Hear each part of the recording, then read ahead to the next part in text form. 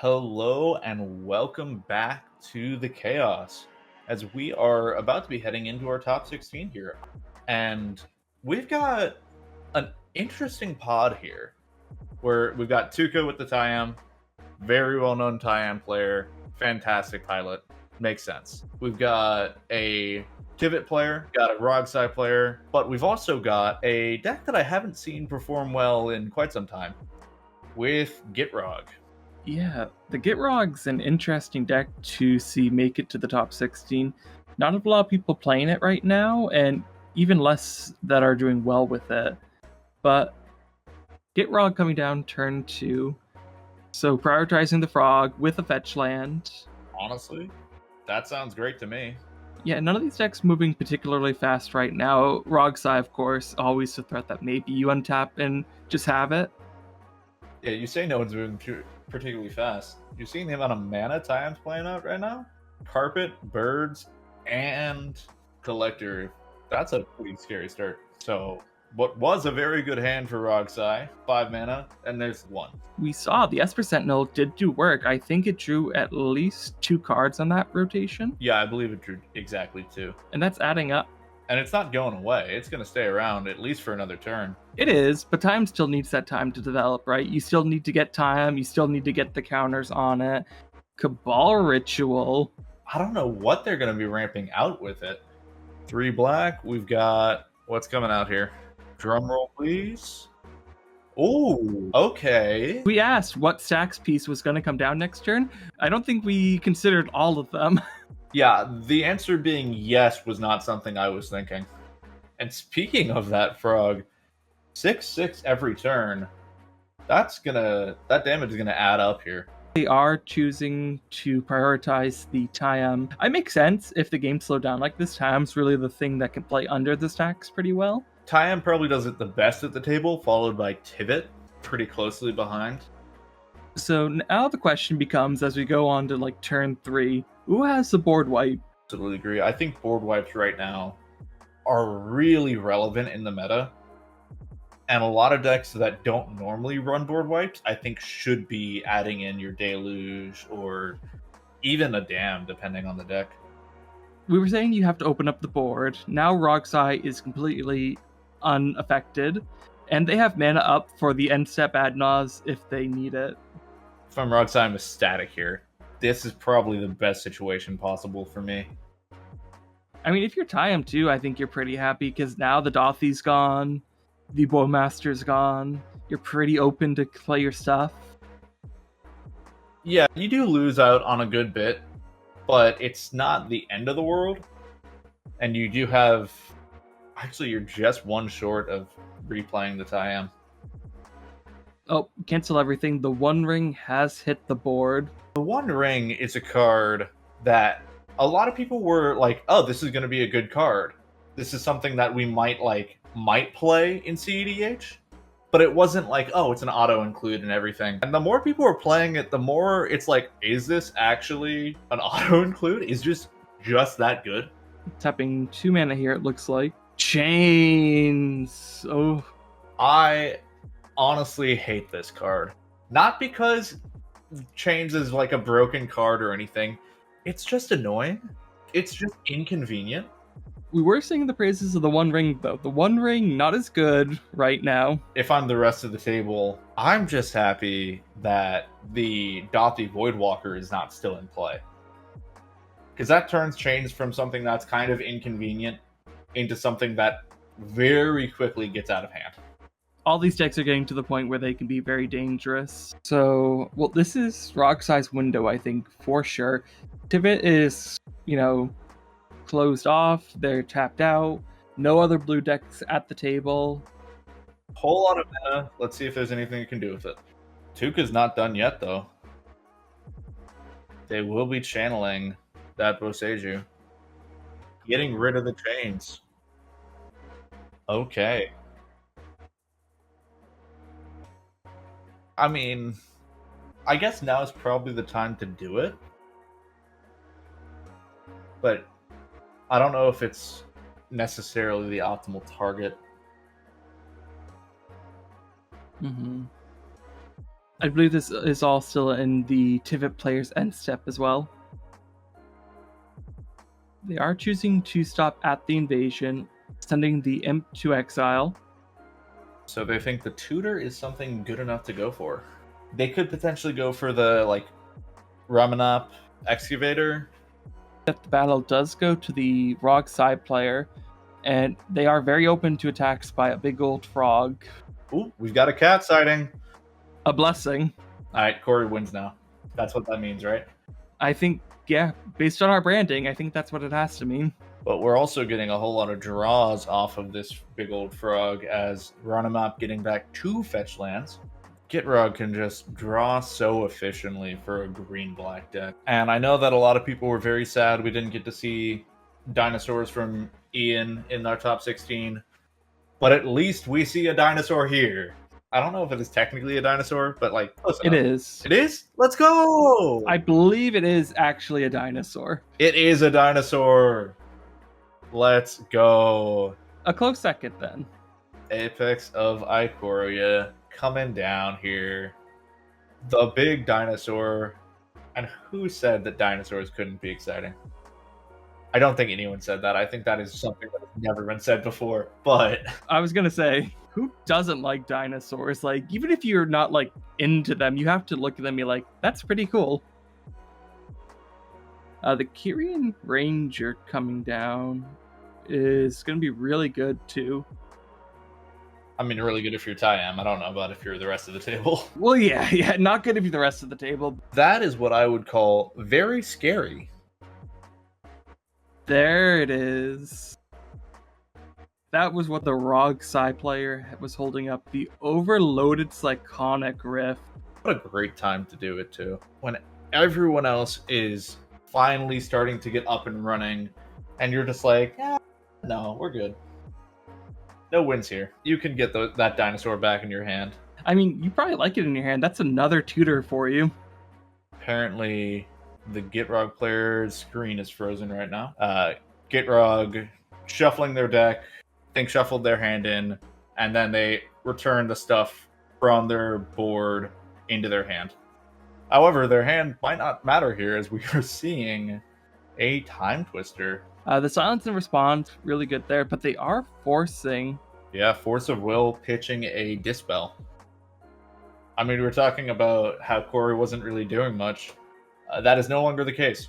I mean, it makes sense, right? You play so much fast mana in Rog side that you want to maybe take advantage of a fresh 7.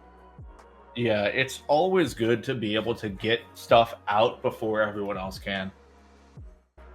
Especially when you're playing against stacks decks. And in this situation, while not the stacksiest table, you're not lacking in stacks here. Notably, we were talking about the fast mana for the Rog side. I don't believe they were able to really get any significant piece down other than a land drop. And the Limb Duel's Vault in response to the Rog side's end step would be really good to let the Tivit player untap with some real advantage. Yeah, that's a really good situation for Tivit to draw into that and have the mana open for it right now. Is that a Dark Ritual into a Tivit, I see? 2 treasures, 3 clues, the standard Tivit split. Unfortunately, Gitrog once again having tech issues and is frozen again. That's unfortunate. If they lose their hand here, that would just be dreadful for them. Yeah, at the very minimum, they will be able to play the Gitrog. But they do lose that fresh 7 off the Time Twister. But it looks like the table is agreeing to let them keep the hand. Very kind of them. Soul Ring into Mana Vault. That is beautiful. Oh, jeez. That's a Rain of Filth. And Tuka pointing out that if this resolves, they are probably going to die. I would be inclined to agree. Yeah. I would have to expect a response from someone here. A snap in response, though. The Rain does resolve, and even if they're going to get less card draw off of this, they still have the opportunity to get a good amount. They can still win here, and if they win here, having to have shipped their hand, it's really a testament to the strength of the deck. Gitrog is still on ad nauseam, so they do have that potential. Speak of the devil. Yeah, just as you were saying. Adnaz off the top. Spell Pierce. Mana to pay for it, though. Deathrite. I see a Culling the Weak at 15, so they have some wiggle room. Oh no. Oh. Well, down to 5. Yeah, that's a rough one. Notably, they don't have a lot of mana floating anymore, so they need to get that fast mana. G-Tutor. Okay, that's pretty good. That's really good, yeah. An Aven Mind Sensor, rough. Do you get the Jackmore salvage, do you think? And then in the cleanup step, go through it like that? Probably. I got quite distracted by the cat. I agree, but... Speaking of which, the player that just had the cat also happens to have a tutor here, as the Vamp Tutor is getting played on top of the Aven. If it's not an Adnaz, it's something worse, which honestly leaves Corey in a pretty solid position here, depending on what Skyim's got. But we are going to discard here. But now we have fun Gitrog cleanup shenanigans to contend with, and what could be going on here? This is one of the few decks that the end step might be scarier than the main. Yeah, if Gitrog is not set up to win this turn, I'm expecting we're going to win in not too long. Ooh, 1,000-Year Elixir. Okay. If you don't have anything in hand that's relevant, setting up and hoping you untap is the best you can hope for here. We will have to see whether they do untap, as we are going on to Rog Size untap. Tapping for the Adnaz. Slamming it down. I was not expecting the Fierce there. I was not expecting Tivit to have anything left. Tivit really just had it all from their fresh 7. Killing Gitrog here is not the ideal situation unless you are afraid of them going for the win here. Tayam Luminous Enigma, more like Tayam Luminous Engine. I will say they do have 1 sack outlet as a land, they just don't have an untap for it yet. Yes, that's true. And them not having anything in the graveyard yet also makes it a little bit harder here. We do see a black, green, and white floated out of the Tayam here. They are tapping a lot of mana here, actually, between everything. Something real shiny. That is a Devoted Druid here. We do have a response, though. As apparently, Tivit has even more. An overloaded Laconic Rift, second one of this game. Yeah, Tivit really just saying, nah, I'm not out of this game yet. Who would have thought drawing 10 cards, essentially, would get you answers?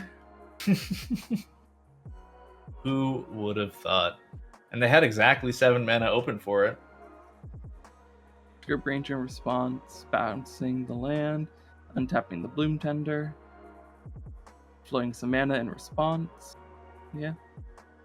And they will get a good amount of mana off of this. Yep, they are sacking Bloom Tender. That will come back, even more mana that they'll have access to now. Yeah, this is on Tayam's turn, as they're trying to go for a win here with Cycrift on the stack. Yeah, if they hit the sack outlet, they could win on the stack. If not, then they've got the Devoted Druid that will be their only permanent in play, and they will have to rebuild from there. Cycrift is good. They decided not to dig any further. Devoted Druid still alive for now. Okay, Bloom Tender's down. Bloom Tender does nobly enter with the Vigilance counter as well. Our people are responding now. Force of Will. Okay. Honestly, I would have liked to see that a little bit sooner, but going for it now also works. Yeah, I think hitting the artifact would have been a much more intense play. I think that would have stopped everything Tayam could have done this turn. I agree. Notably, at least with the Moth, I believe that is 4 mana, so not eligible to be brought back by the Tayam ability. No, which is very relevant. It is. So there is merit to hitting that, but they've developed so much since then that it's going to be tricky. Yeah, none of this is a good thing to see for the rest of the table. For sure, and seeing the Force Will come down leads me to think that interaction is no longer existent. Not likely. There's a small chance, but with the amount of interaction that has been played out so far, unless Corey is majorly sandbagging. I mean, Tuca doesn't have a hand, but so yes, they are stopped for now, but untapping with all that mana and all those counters, Yeah, it's going to be hard to stop them again. very much so. And that was with an overloaded Psych Rift. Jeez.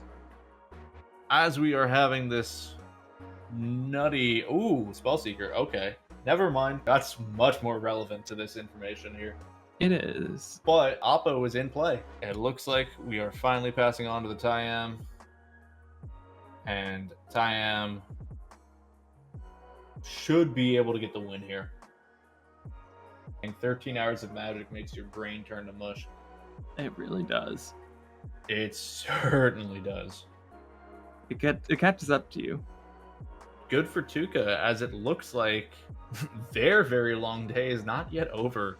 It is now going on to 6 a.m. for them, and they probably have at least another hour to go.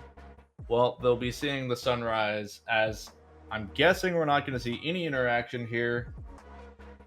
And the sunrise on their real world will also be happening at their sunrise of our final four. Bowmaster coming in as the loop piece. No One Ring to protect you this time. Tayam here, able to get the win. Being able to recover so quickly after the Cyclonic Rift, both before when it's on the stack and after it resolves. There's not a lot you can do to stop the relentless nature of Tayam. Thank you so much for watching. If you enjoyed and you aren't subscribed yet, go ahead and go down and give that subscribe button a click.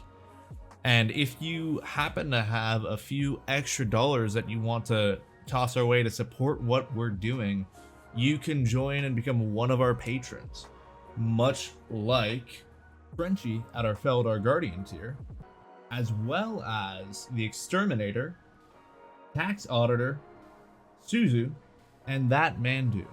We really could not do this without all of your support, so thank you to those individuals and every one of our other patrons.